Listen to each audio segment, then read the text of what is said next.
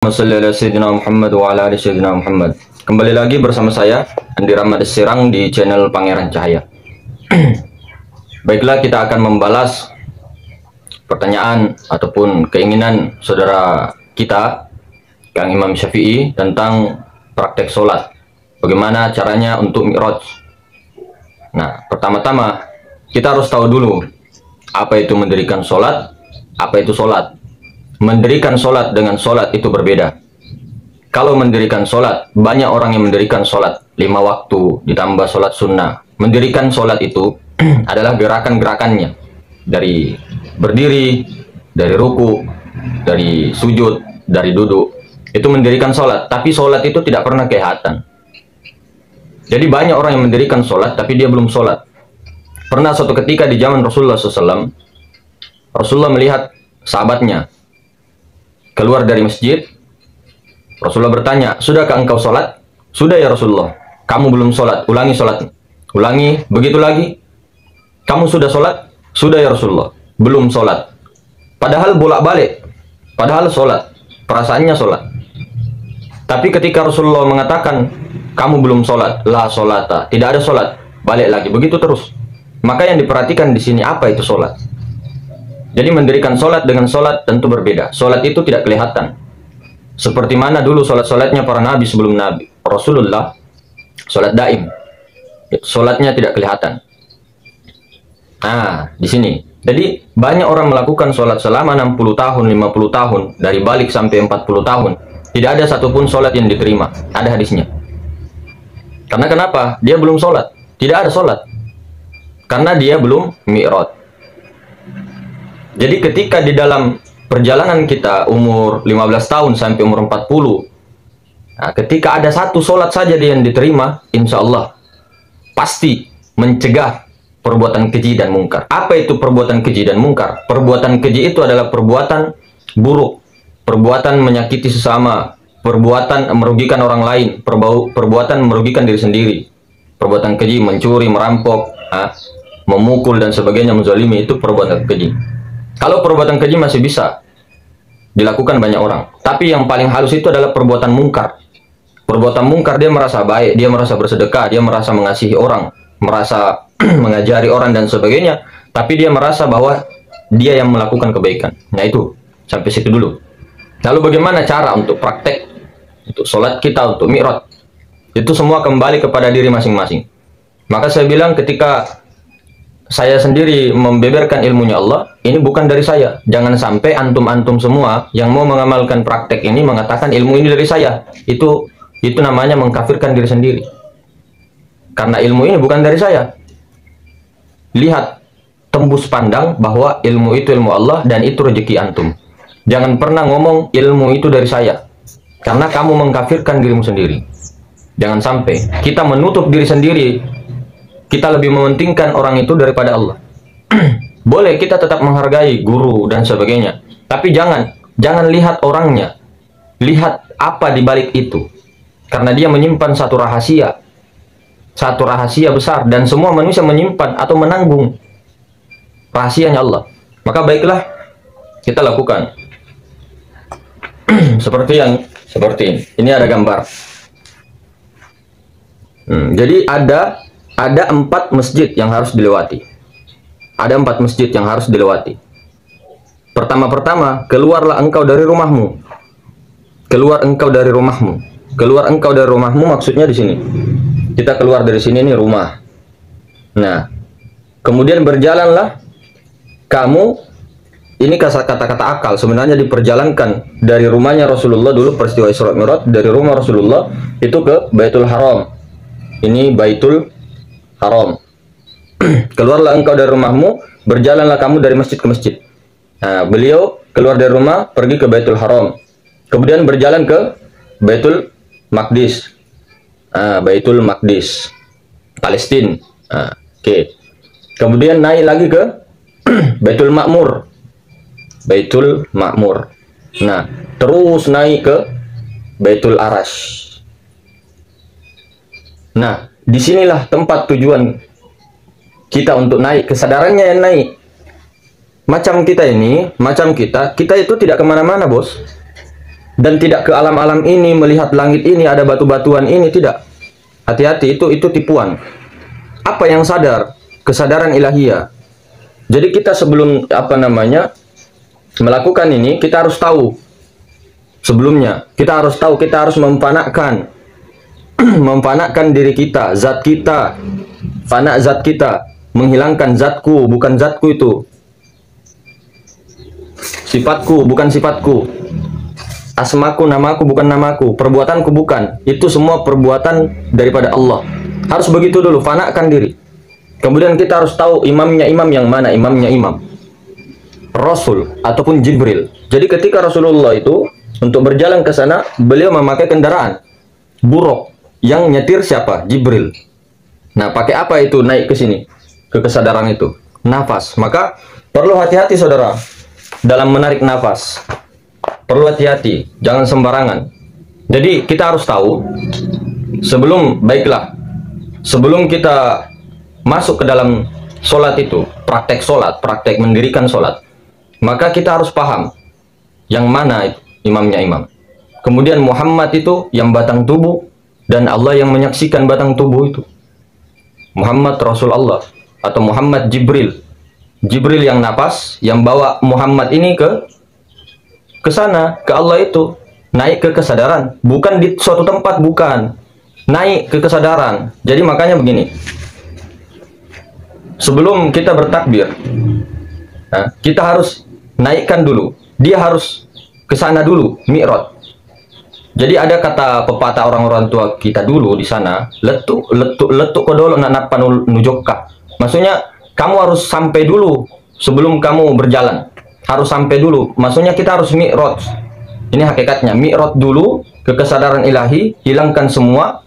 Nah, tidak ada siapa-siapa kecuali Dia. La ilaha illallah. Tiada yang ada, tiada yang nyata melainkan Allah. Nah, barulah kita hisap napas. Nah, jadi napas ini kendaraan yang disetir oleh Jibril. Kita naik di situ, di kesadaran itu, hisap napas pelan, jangan sampai bunyi. Ini sengaja saya bunyikan. Ini tidak bunyi. Hisap napas sampai habis. Sampai habis. Ya. Ketika sudah habis, ini nanti yang tulang sulbi di belakang itu dikatupkan begini, dikunci, tahan napas. Sebenarnya tahan napasnya itu di sini. Seseorang itu ketika menghisap napas sampai full, tidak ada lagi angin, itu nanti tahannya pasti di sini, di perut, sampai sini batasnya. Nah, adapun di sini kita kunci. Nah, inilah dikatakan kedudukan A, ini kedudukan I, ini di sini kedudukan U. Ini A, I, U kedudukannya. Jadi kita harus hisap napas sampai betul-betul habis, kemudian kita kunci, baru kita angkat tangan, takbir. Allah. Ini takbir ini adalah suatu kunci yang sangat luar biasa. Jadi di takbir ini kita menyatukan seluruh makhluk, menyatukan semua ciptaan menjadi satu, menyatukan semua alam semesta, semuanya ciptaan itu menjadi satu. Maka nampaklah segala-galanya apa yang ada di batang tubuh kita.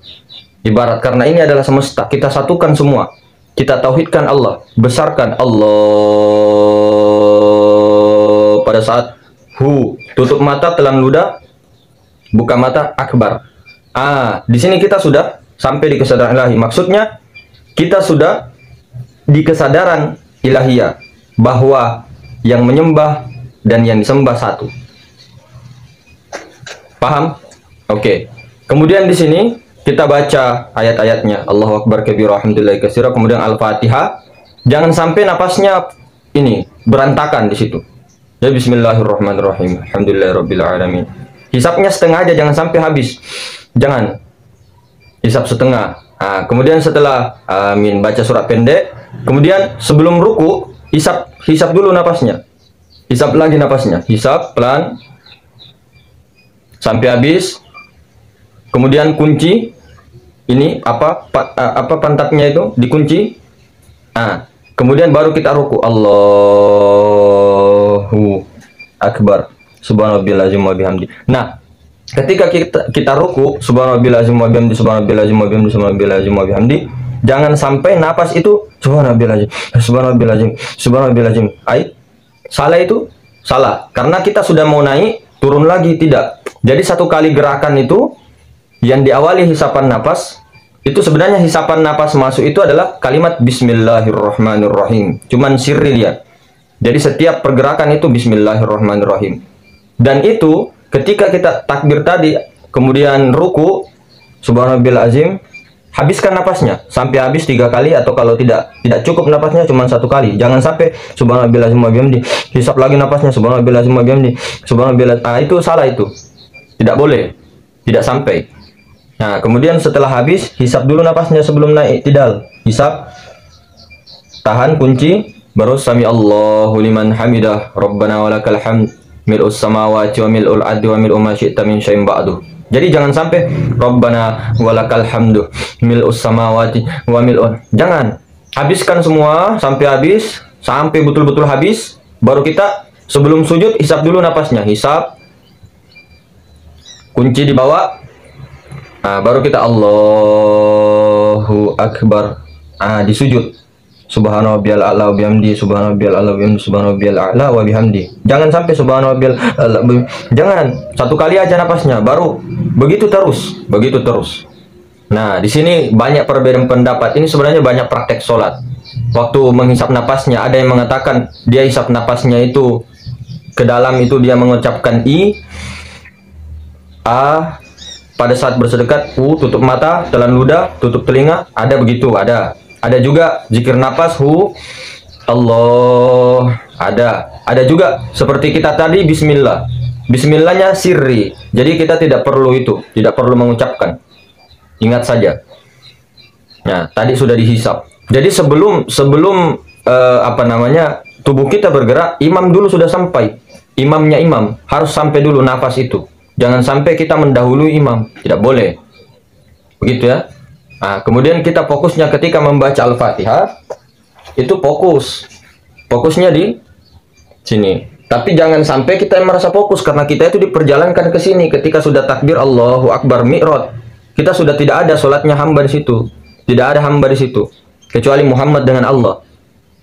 Muhammad itu bukan kita, jangan coba-coba mengaku. Bukan. Hamba itu bukan kita, jangan coba-coba mengaku. Pengakuan palsu itu. Karena hamba ini, Muhammad ini pengganti daripada Allah untuk menggantikannya. Wakilnya ceritanya, presiden punya wakil begitu loh. Jangan sampai kita menggantikan itu posisinya. Jangan. Dia. Nah, Bismillahirrahmanirrahim. Alhamdulillahirabbil alamin. Ar-Rahmanir-Rahim. Nah, ayat pertama, ayat kedua di mata, ayat ketiga di mulut, ayat keempat di sini di tenggorokan, ayat kelima di ulu hati, ayat keenam di perut, ayat ketujuh di sini di kemaluan. Nah, kemudian hisap napas. Amin. Engkaulah gantiku ya Muhammad. Engkaulah gantiku ya Muhammad.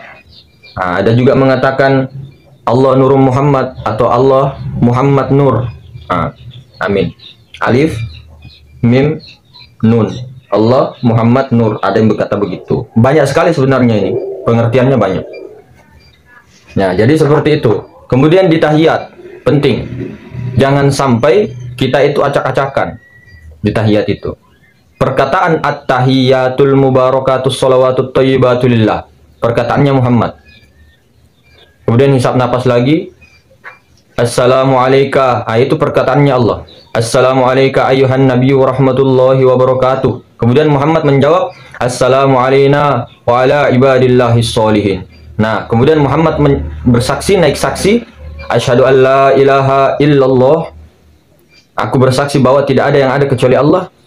Saksikan kepada diri di sini, jangan keluar kemana-mana melayang pikiran, tidak. Nah, karena di sini semua begitu. Muhammad itu rasa itu yang menyampaikan kesir. Begitu. Kemudian Allah membalas dengan wa asyhadu anna Muhammadur Rasulullah. Seterusnya Allahumma shalli ala sayyidina Muhammad wa ala ali sayyidina Muhammad, terus sampai selesai. Begitu. Kemudian salamnya Assalamualaikum warahmatullahi, ke sini, ke pusat ulu hati. Assalamualaikum warahmatullahi. Nah, tentunya setiap gerakan hisap napas dulu, hisap baru bergerak. Assalamualaikum warahmatullahi, hisap. Assalamualaikum warahmatullahi. Nah, kemudian jangan sampai gerakan mendahului daripada napas. Ingat tadi sebelum takbir hisap nafas, kunci, baru bergerak. Allahu Akbar. Nah, di sini kita sudah tidak ada. Jangan lagi merasa sholat, jangan lagi merasa bergerak. Itu semua zatnya, sifatnya, asma'nya, dan perbuatannya. Jadi Allah hanya menyaksikan Muhammad itu, batang tubuh itu bergerak. Yang tadinya kalam kita itu jadi mutakallim. Yang tadinya pendengaran, yang tadinya semuanya itu adalah dia.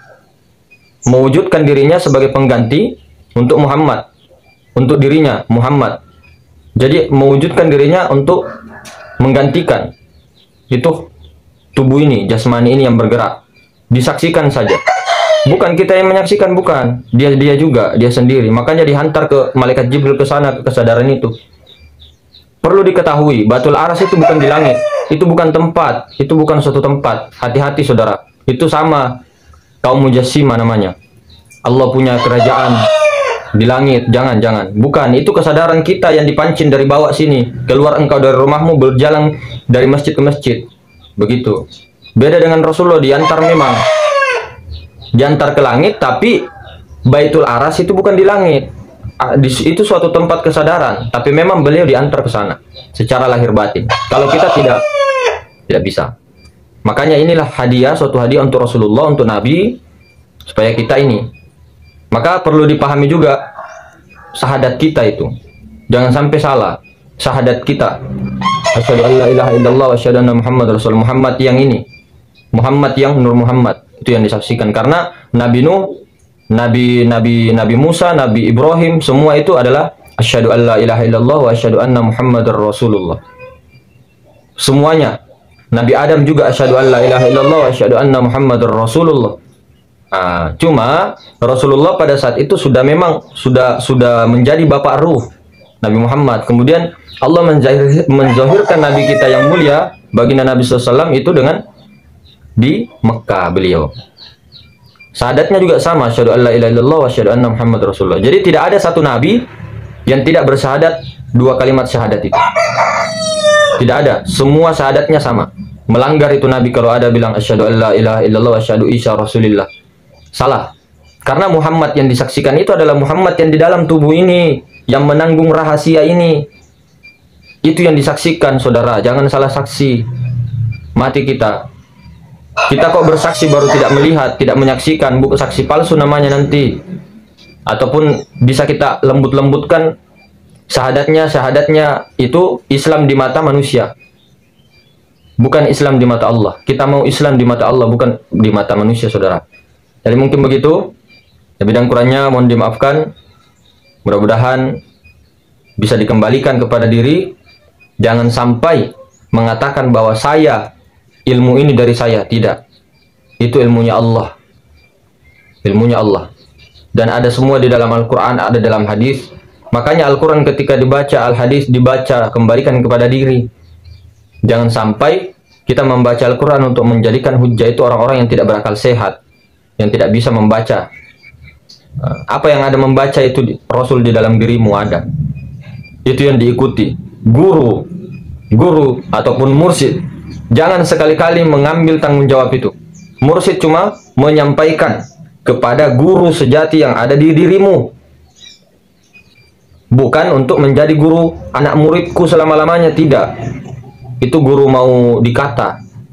Tapi kita siswa itu sebagai belajar sama guru itu pernah diajar tetap menghormati gurunya, adab, sopan santun, akhlak, karena tajallinya Allah di situ, sirnya di situ.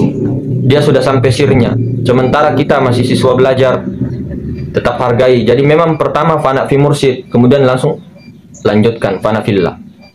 Fana fi rasul, fana fillah. Di dalam dirimu, laqad ja'akum rasulun min anfusikum. Di dalam dirimu, setiap manusia mempunyai rasul. Ahmad. Oke. Assalamualaikum warahmatullahi wabarakatuh.